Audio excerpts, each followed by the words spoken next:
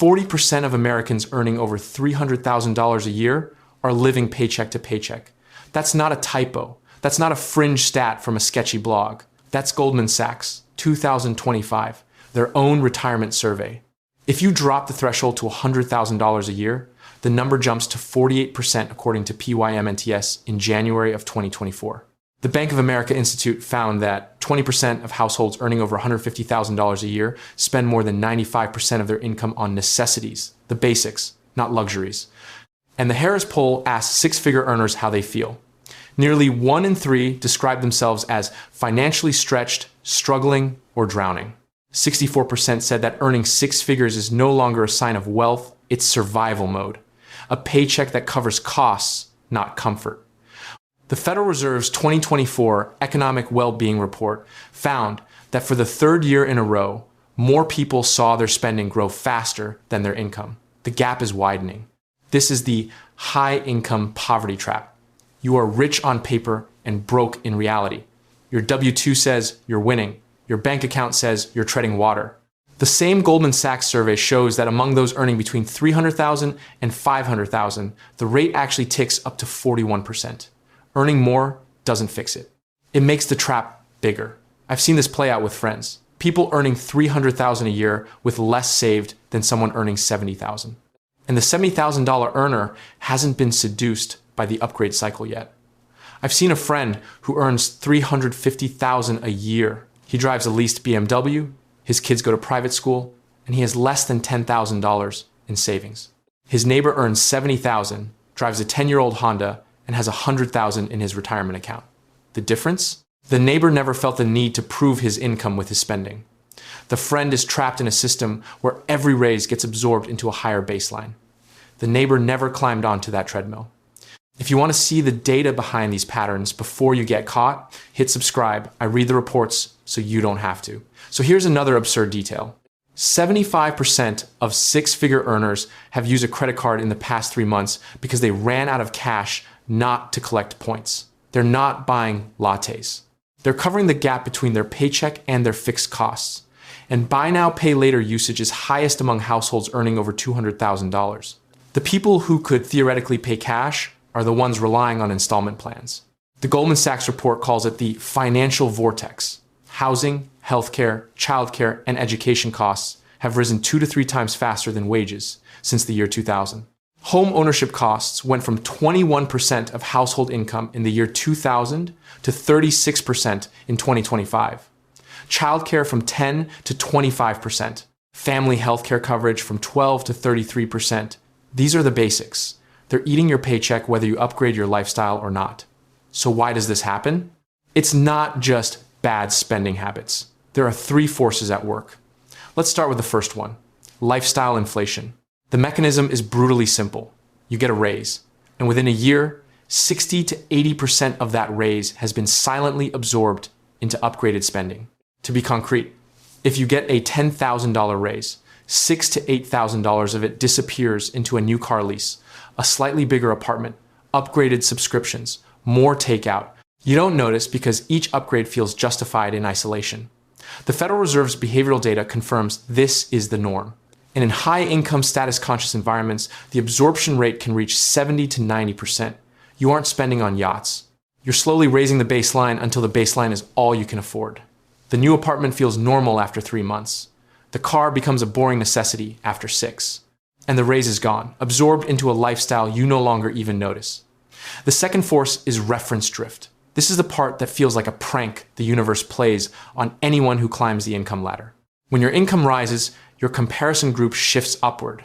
You move to a nicer neighborhood where everyone else also got promoted. And suddenly, you feel like the poor person on the block. You join a new professional network where $300,000 is the entry-level salary, and you feel behind again. The Easterland Paradox, from the happiness economics literature, shows that satisfaction with income is substantially relative, driven by your position against the people around you, not by the absolute number. The game resets every time you level up. You worked hard for that promotion, and within weeks, you're looking at the next rung, feeling the exact same gap you felt before. Social media amplifies this by showing you everyone's curated highlight reel, so your reference group is now global. Your brain can't distinguish between a real peer and a digital phantom. It registers the gap and triggers that feeling of being behind. The upgrade never stops because the comparison never stops. But here's where it gets structural. The third force is the cost squeeze that makes lifestyle inflation harder to resist because the basics themselves are becoming more expensive. The Goldman Sachs financial vortex isn't a catchy name. It's an analysis showing that the cost of housing, healthcare, childcare, and education has risen dramatically faster than wages. Home ownership costs went from 21% of household income in the year 2000 to 36% in 2025. Childcare from 10 to 25%. Family healthcare coverage from 12 to 33%. And the projection is that these trends continue through 2035. You aren't deciding between a luxury and a necessity.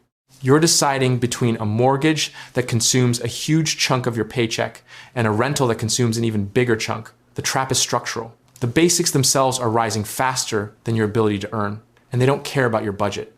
So you have three forces working together. Your brain normalizes every upgrade within 6 to 12 months. Your social circle shifts upward with every promotion. And the cost of the basics rises faster than your paycheck can keep up. You're running harder and staying in the same spot. But the deepest layer is psychological. It's the engine that makes all three forces feel inevitable. And that's what we need to look at next. And that's the hedonic treadmill, the psychological engine that makes the whole trap invisible. It was named in 1971, but the most famous study came in 1978 from a researcher named Philip Brickman. He compared 22 major lottery winners with 22 people from the same neighborhood who hadn't won, and with 29 paralyzed accident victims. The result still makes people uncomfortable. The lottery winners were not happier than the control group. In fact, they took significantly less pleasure from ordinary, mundane activities. A cup of coffee, a sunny day, a conversation with a friend, these things felt flatter to the winners than to the people who hadn't won anything. Meanwhile, the accident victims were less happy than the controls, but they were not as unhappy as outsiders predicted. The human brain adapts, it normalizes. The lottery winners adapted to their new wealth within 6 to 12 months, and when the thrill faded, the ordinary pleasures of life had lost their flavor. The accident victims adapted to their new reality too, and found ways to be content with what they had. This is the hedonic treadmill. You get on, you run, you get used to the speed, and nothing feels different. You always need a little more to feel the same. This is exactly what happens with lifestyle inflation. You get a raise. You upgrade your apartment. For the first 3 months, you notice the extra space, the nicer kitchen, the view. Then it becomes normal. You stop noticing. 6 months later, you're standing in that apartment, feeling the same level of satisfaction you felt in your old place. So you upgrade again. A better car, a nicer vacation, a subscription service you barely use. Each one feels good for a moment, then the baseline resets. The research shows that the adaptation period is consistent, 6 to 12 months. That's how long it takes for your brain to stop registering the upgrade as special, and then you're back to baseline, running for the next dopamine hit. Now, let me be clear about what this does not mean. It does not mean money can't buy happiness. The hedonic treadmill is often used as a cynical argument that money is pointless, and that's a misinterpretation. The Brickman study specifically looked at a sudden windfall spent on a major life change. The lottery winners' lifestyles changed dramatically. But the happiness bump didn't last because the new lifestyle became the new normal. The research on happiness and money is more nuanced. Money spent on experiences, a trip, a concert, a cooking class produces longer lasting satisfaction because experiences don't normalize the same way. You anticipate them, you enjoy them, you remember them. Money spent on buying back your time, hiring someone to clean your house, outsourcing errands, cutting your commute produces lasting satisfaction because it reduces stress and increases your control over your day. And money spent on increasing your financial security, building an emergency fund, paying off debt, investing produces the deepest satisfaction of all because it gives you optionality. The problem is not money. The problem is spending money on things your brain adapts to within a year. A bigger house stops feeling big. A nicer car stops feeling nice. Your upgraded subscriptions are line items you don't notice anymore, but the mortgage payment, the car loan, the subscription fees, those are still there, every month, silently eating your raise. If you want to understand the actual psychology behind your spending habits, hit subscribe. I dig into the research so you can see the trap before it drains your raise. So you get a raise, you upgrade your life, and within a year, you're back to baseline. And then another force keeps you running. That force is reference drift. And it's the part of the trap that feels like a prank the universe plays on anyone who climbs the income ladder. Your brain is wired for comparison because, evolutionarily, your relative standing in the tribe determines your access to food and mates. But that wiring is ancient, and it's terrible at handling modern life. It doesn't know the difference between a lion in the savannah and a neighbor's new SUV. It registers a gap and triggers a stress response. So here's the thing. You're not bad at evaluating your own life. Nobody is. You're missing the tool to do it absolutely. You can only do it relatively, and the reference point keeps moving.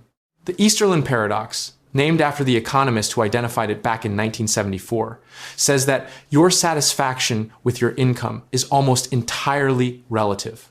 It's not about how much you have in absolute terms. It's about where you stand compared to the people around you. That's why a raise from $100,000 to $200,000 feels like a triumph for about 6 months, until you look around and realize the people you now hang out with earn $300. The gap reappears.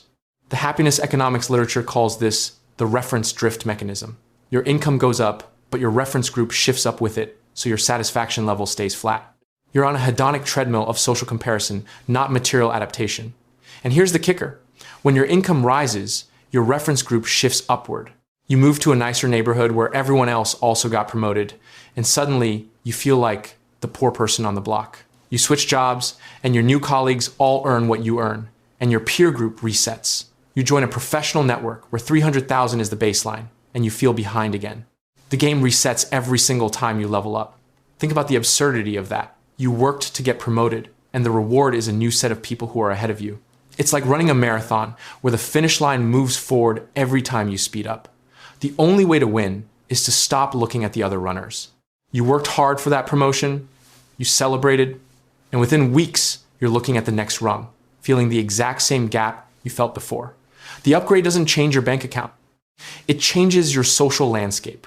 You're now comparing yourself to people who are earning more than you, living in bigger houses, taking fancier vacations. The old comparison group, the one where you felt ahead, is gone. You don't see them anymore. You see the people above you. And this isn't a psychological quirk. It's a structural feature of how status works. The people around you at any given income level are the ones who set the norm. And the norm at $300,000 is a bigger house, private school, and a second car. Those aren't choices anymore. They're the baseline, and you're trying to keep up.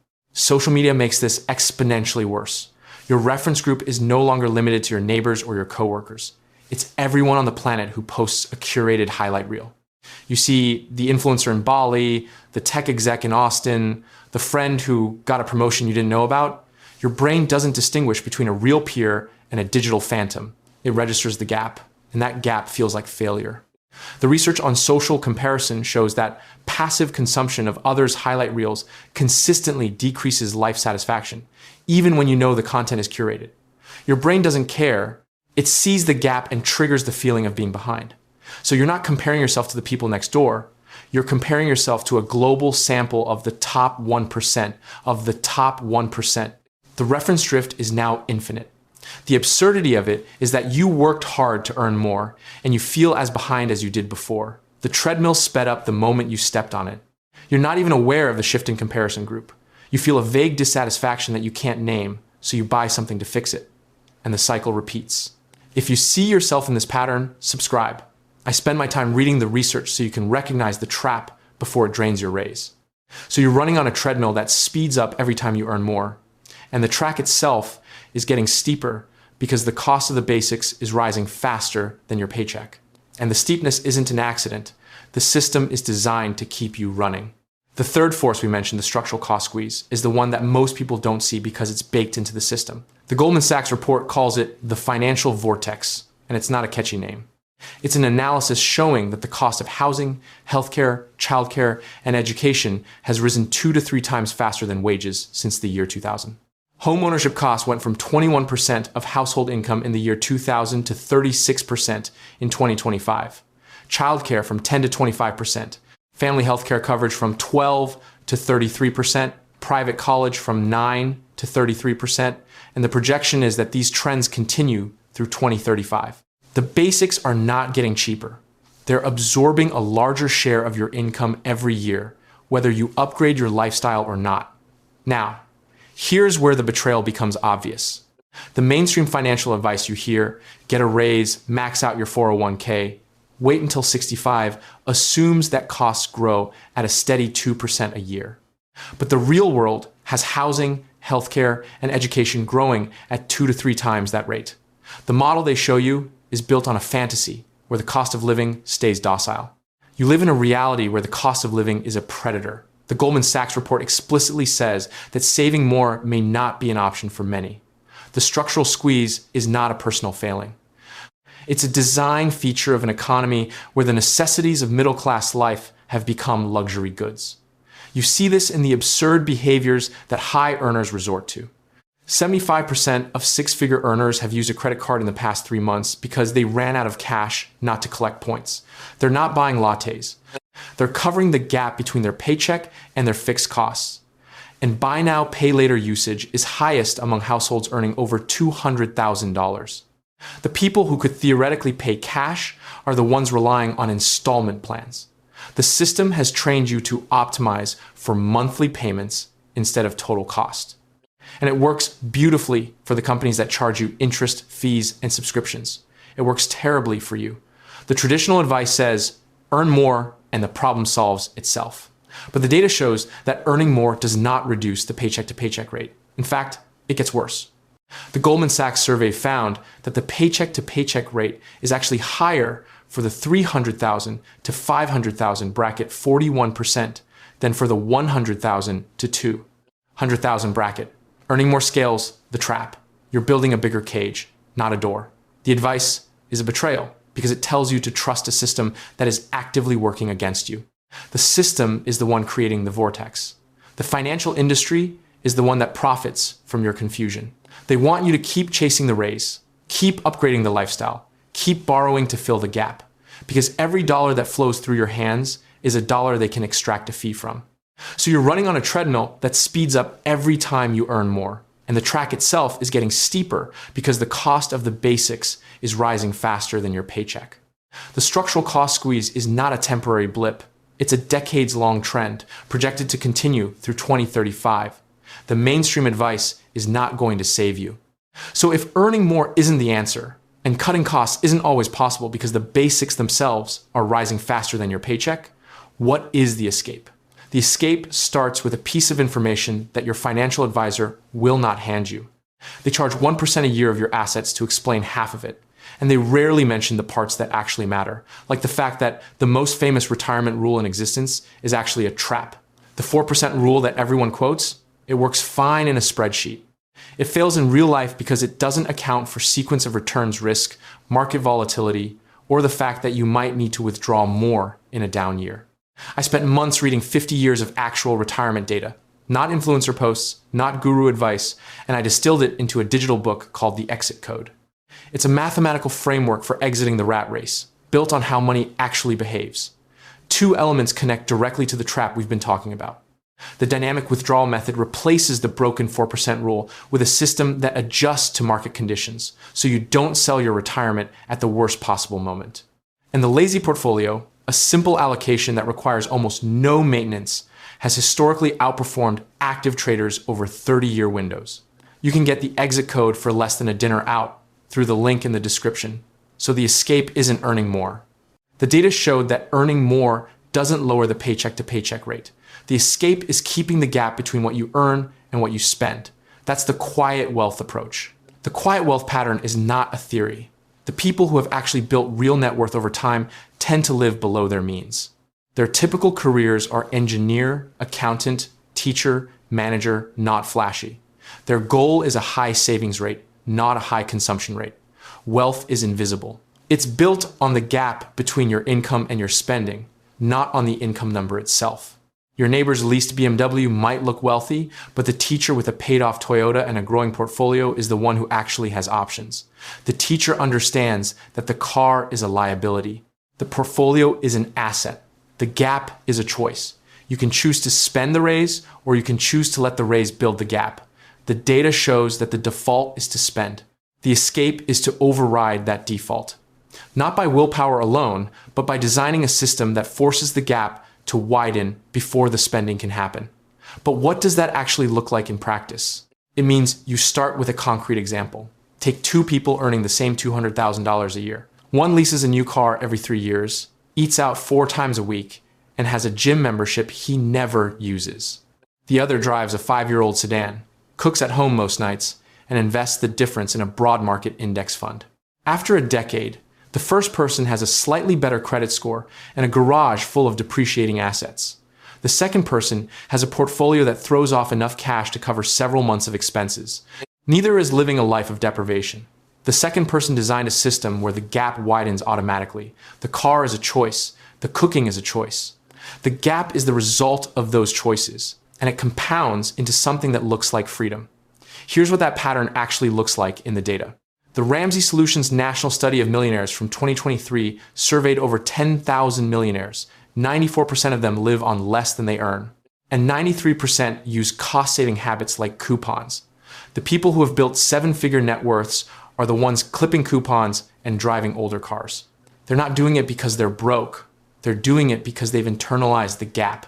The typical careers are the ones you wouldn't expect. Engineer, accountant, teacher, manager. Not flashy, not high status. The person who looks wealthy on social media is often the one with the least financial slack. The person who looks ordinary is often the one who could walk away from a bad job tomorrow without panic. If you want to see the actual numbers behind the quiet wealth approach, hit subscribe. I dig through the research so you can skip the noise. The easiest way to design that gap is to automate it. Set up an automatic transfer from your checking account to an investment account the day you get paid. The money never hits your spending account, so you never adapt to it.